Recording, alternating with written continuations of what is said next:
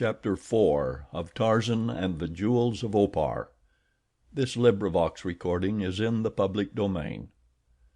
Tarzan and the Jewels of Opar by Edgar Rice Burroughs. Chapter 4 Prophecy and Fulfillment. Then Tarzan turned his attention to the man. He had not slain Numa to save the Negro. He had merely done it in revenge upon the lion. But now that he saw the old man lying helpless and dying before him, something akin to pity touched his savage heart. In his youth he would have slain the witch doctor without the slightest compunction; but civilization had had its softening effect upon him, even as it does upon the nations and races which it touches, though it had not yet gone far enough with Tarzan to render him either cowardly or effeminate. He saw an old man suffering and dying, and he stooped and felt of his wounds and staunched the flow of blood. "Who are you?" asked the old man in a trembling voice. "I am Tarzan, Tarzan of the Apes," replied the ape man, and not without a greater touch of pride than he would have had he said, "I am John Clayton, Lord Greystoke." The witch doctor shook convulsively and closed his eyes. When he opened them again there was in them a resignation to whatever horrible fate awaited him at the hands of this feared demon of the woods. "Why do you not kill me?" he asked. "Why should I kill you?" inquired Tarzan. "You have not harmed me, and anyway you are already dying. Numa, the lion, has killed you." "You would not kill me?" Surprise and incredulity were in the tones of the quavering old voice. "I would save you if I could," replied Tarzan, "but that cannot be done. Why did you think I would kill you?" For a moment the old man was silent. When he spoke it was evidently after some little effort to muster his courage. "I knew you of old," he said, "when you ranged the jungle in the country of Mbonga, the chief. I was already a witch doctor when you slew Kulonga and the others, and when you robbed our huts and our poison pot. At first I did not remember you, but at last I did. The white-skinned ape that lived with the hairy apes and made life miserable in the village of Mbonga, the chief. The forest god, the Munango Kiwati, for whom we set food outside our gates and who came and ate it. Tell me before I die, are you man or devil?" Tarzan laughed. "I am a man," he said. The old fellow sighed and shook his head. "You have tried to save me from Simba," he said. "For that I shall reward you. I am a great witch doctor. Listen to me, white man. I see bad days ahead of you. It is writ in my own blood which I have smeared upon my palm. A god greater even than you will rise up and strike you down. Turn back, Munango Kiwati. Turn back before it is too late. Danger lies ahead of you, and danger lurks behind. But greater is the danger before. I see—" He paused and drew a long and gasping breath. Then he crumpled into a little wrinkled heap and died. Tarzan wondered what else he had seen. It was very late when the ape man re-entered the boma and lay down among his black warriors. None had seen him go, and none saw him return. He thought about the warning of the old witch doctor before he fell asleep, and he thought of it again after he awoke; but he did not turn back, for he was unafraid, though had he known what lay in store for one he loved most in all the world he would have flown through the trees to her side and allowed the gold of Opar to remain forever hidden in its forgotten storehouse. Behind him that morning another white man pondered something he had heard during the night, and very nearly did he give up his project and turn back upon his trail. It was Werper, the murderer, who in the still of the night had heard far away upon the trail ahead of him a sound that had filled his cowardly soul with terror, a sound such as he never before had heard in all his life, nor dreamed that such a frightful thing could emanate from the lungs of a God created creature.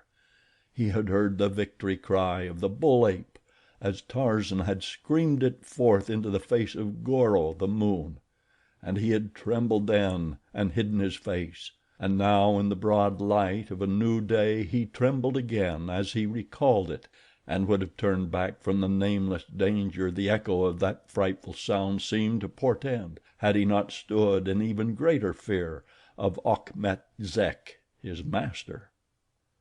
And so Tarzan of the Apes forged steadily ahead toward Opar's ruined ramparts, and behind him slunk Werper, jackal like, and only God knew what lay in store for each. At the edge of the desolate valley, overlooking the golden domes and minarets of Opar, Tarzan halted. By night he would go alone to the treasure vault, reconnoitering, for he had determined that caution should mark his every move upon this expedition.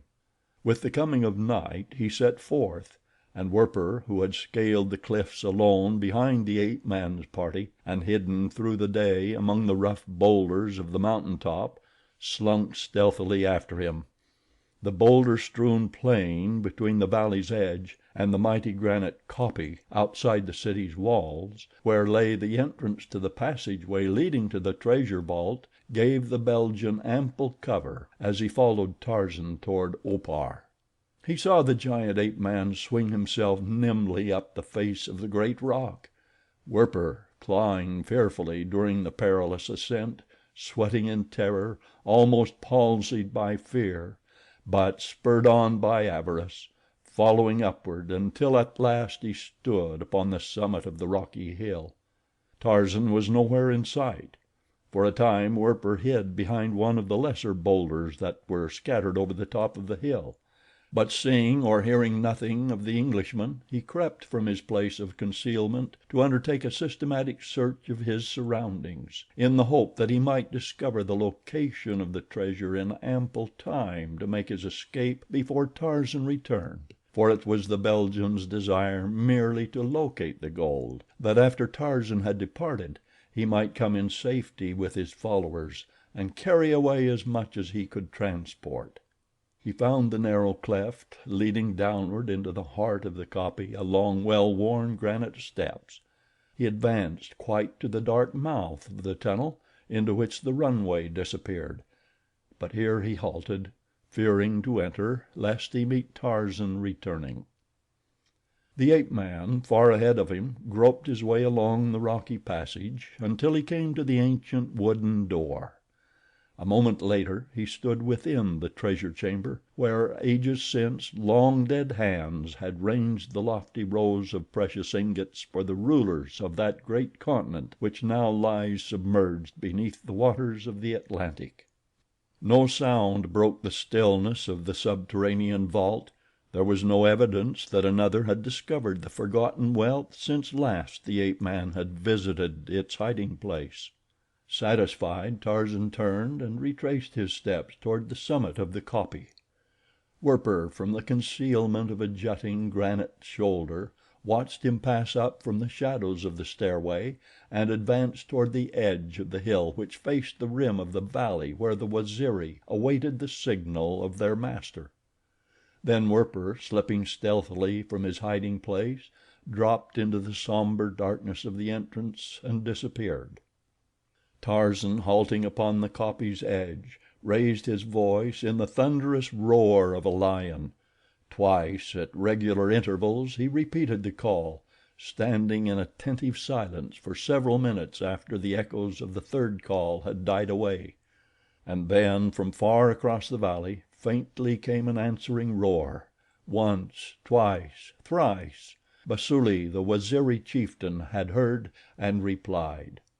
Tarzan again made his way toward the treasure vault, knowing that in a few hours his blacks would be with him, ready to bear away another fortune in the strangely shaped golden ingots of Opar. In the meantime he would carry as much of the precious metal to the summit of the kopje as he could. 6 trips he made in the 5 hours before Basuli reached the kopje, and at the end of that time he had transported 48 ingots to the edge of the great boulder, carrying upon each trip a load which might well have staggered 2 ordinary men, yet his giant frame showed no evidence of fatigue as he helped to raise his ebon warriors to the hilltop with the rope that had been brought for the purpose. 6 times he had returned to the treasure chamber, and 6 times Werper, the Belgian, had cowered in the black shadows at the far end of the long vault. Once again came the ape man, and this time there came with him 50 fighting men, turning porters for love of the only creature in the world who might command of their fierce and haughty natures such menial service. 52 more ingots passed out of the vaults, making the total of 100, which Tarzan intended taking away with him.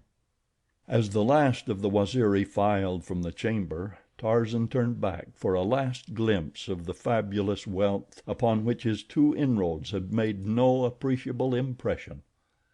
Before he extinguished the single candle he had brought with him for the purpose, and the flickering light of which had cast the first alleviating rays into the impenetrable darkness of the buried chamber that it had known for the countless ages since it had lain forgotten of man, Tarzan's mind reverted to that first occasion upon which he had entered the treasure vault, coming upon it by chance as he fled from the pits beneath the temple where he had been hidden by La, the high priestess of the sun worshippers.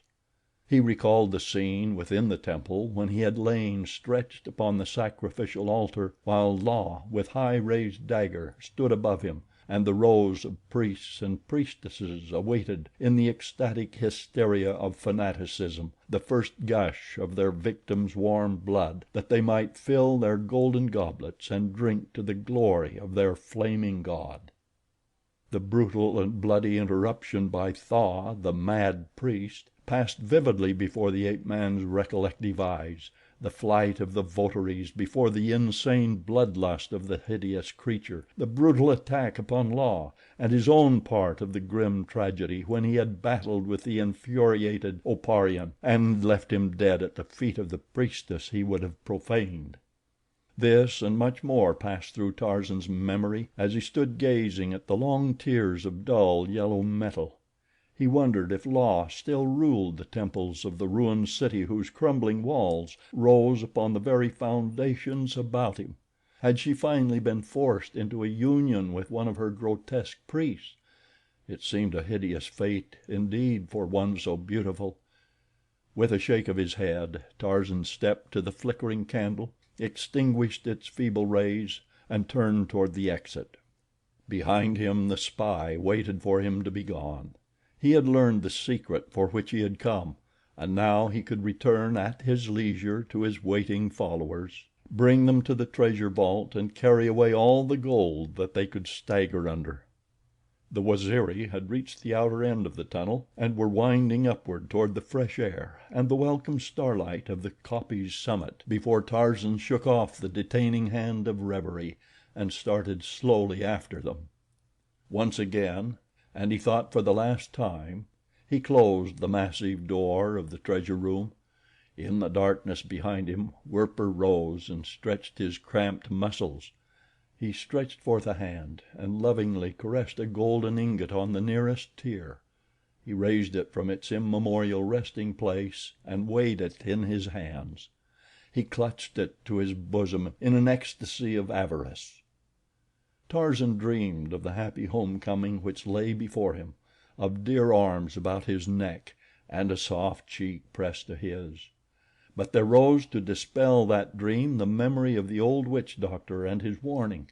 And then, in the span of a few brief seconds, the hopes of both these men were shattered. The one forgot even in his greed in the panic of terror. The other was plunged into total forgetfulness of the past by a jagged fragment of rock which gashed a deep cut upon his head. End of chapter 4.